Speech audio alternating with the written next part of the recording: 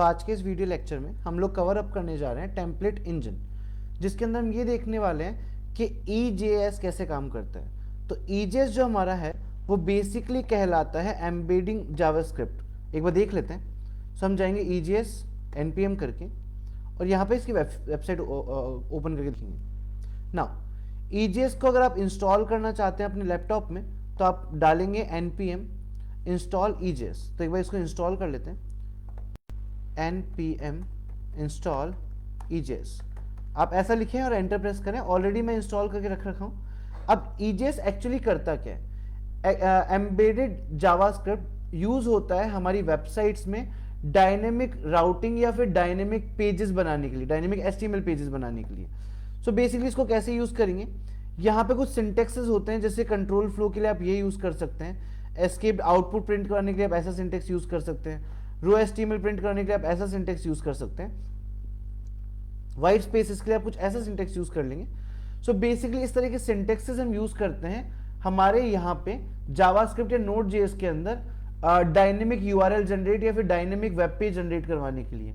ठीक है। So basically इस चीज को जनरेट करने के लिए हम लोग को एक पाथवे फॉलो करना पड़ता है, वो पाथवे हम फॉलो करते हैं।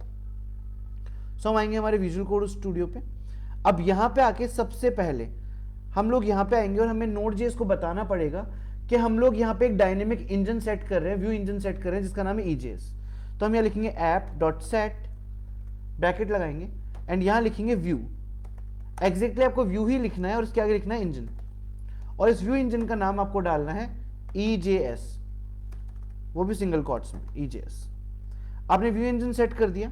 व्यू इंजन सेट करने के बाद आप आएंगे और अपने इस प्रोजेक्ट के अंदर एक नया फोल्डर बनाएंगे जिसका नाम आप रखेंगे व्यूज। आपको एग्जैक्टली इसी नाम से फोल्डर बनाना है, आप कोई और नाम नहीं रख सकते हैं। ठीक है। अब इसके अंदर आप EJS की कोई भी फाइल बना सकते हैं, जो भी आपकी डायनेमिक URL या डायनेमिक वेब पेज के लिए आपको यूज करना है। आप यहाँ आएंगे, इस फोल्डर पर क्लिक करेंगे और एक नई फाइल बनाएंगे। फॉर एग्जाम्पल मैं बना रहा हूँ एक फाइल प्रोफाइल डॉट, इसका फॉर्मेट रखेंगे EJS। सो सेम फॉर्मेट ही आपको फॉलो करना है। अब आप जाएंगे यहाँ पे एक बेसिक HTML लगा लेते हैं। सो मैं जाता हूँ यहाँ पे और यहाँ से हम ये लोग जो भी मेटा टैग हमने लगा रखे हैं ये हम हटा देते हैं।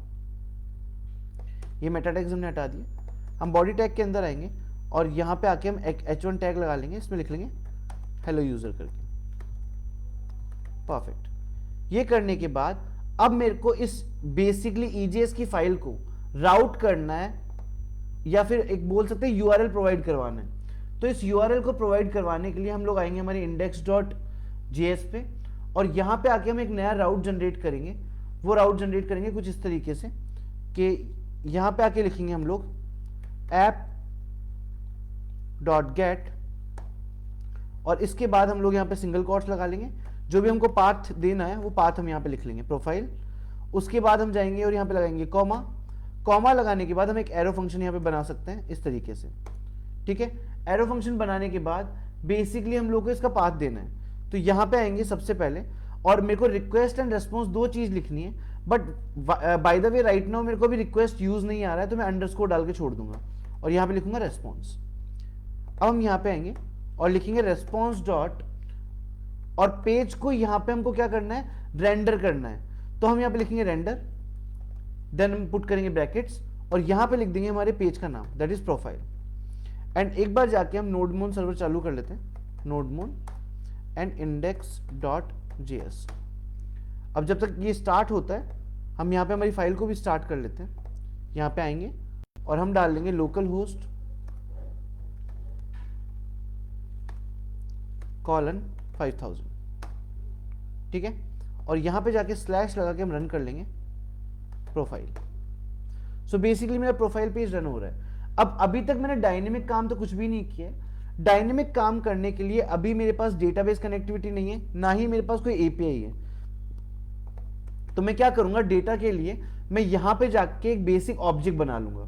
तो मैं यहां पे आया और मैंने बनाया एक ऑब्जेक्ट स्टूडेंट नाम से, इज इक्वल टू, और यहां पे मैं देता हूं सबसे पहले नेम, स्टूडेंट का नेम मैं देता हूं यहां पे, और यहां पे नाम डाल देते हैं हम लोग अमित करके। सेकंड में डाल देता हूं यहाँ पे ईमेल आईडी, और इसको मैं ले लेता हूं यहाँ पे amit@gmail.com, और यहाँ पे मैं ले लेता हूँ एक तीसरा सेट ऑफ एग्जाम्पल जो कि मैं ले लेता हूँ सिटी करके ले लेते हैं, तो सिटी में ले लेता हूँ कोटा। अब इस डेटा को मेरे को शो करना है कहाँ पे, मेरी प्रोफाइल डॉट ईजेएस के पास। सो सबसे पहले तो इस डेटा को पहुंचाना पड़ेगा इस फाइल तक। पहुंचाने के लिए हम आएंगे यहाँ पे, एक कॉमा लगाएंगे, और कॉमा लगाने के बाद यहाँ पे लगाएंगे हमारे ब्रैकेट्स, कर्ली ब्रैकेट्स, एंड यहाँ पे डाल देंगे इस डेटा को। अब ये डेटा सीधा पास होएगा किसको, प्रोफाइल डॉट ईजेएस फाइल को। यहाँ पे आएंगे, एक पैराग्राफ टैग लगा लेंगे, और यहाँ पे कुछ ऐसा लिख देते हैं नेम, और अब यहाँ पे आके लगाएंगे ईजेएस का सिंटेक्स, जो कि होता है एंगुलर ब्रैकेट परसेंटेज एंड वापस से परसेंटेज एंगुलर ब्रैकेट। अगर मुझे आउटपुट में कुछ प्रिंट करवाना है तो मैं इक्वल टू का भी यूज लूंगा, और फिर लिखूंगा स्टूडेंट डॉट नेम। एक बार रन कर लेते हैं, यहाँ पे अमित आ चुका है। अब बाकी दोनों डिटेल्स भी हम प्रिंट कर लेते हैं। यहाँ लिख लेंगे हम ईमेल, और यहाँ पे हम पर्टिकुलर लिख लेंगे सिटी। सो इस तरीके से बेसिकली हम हमारा जो भी डेटा वहां से यहाँ पे आ रहा है इस पेज पे, वो रेंडर कर सकते हैं। मैंने सेव किया, एक बार वापस रिफ्रेश कर लेते हैं पेज को। ओके, सो आई होप आपको समझ में आया होगा कि जो डेटा हम यहाँ से लेके जा रहे हैं, या डेटा जो हम प्रिंट करवा रहे हैं, वो किस तरीके से प्रिंट हो रहा है। ठीक है, ओके। नाउ बेसिकली यहाँ तक आपको होपफुली अच्छे समझ में आ गया होगा, और ईजेएस का सिंटेक्स भी समझ में आ गया होगा कि ईजेएक्स बेसिकली किस तरीके से काम कर रहा है, या किस तरीके से डायनेमिक डेटा को हैंडल कर सकता है। So thank you so much for this lecture.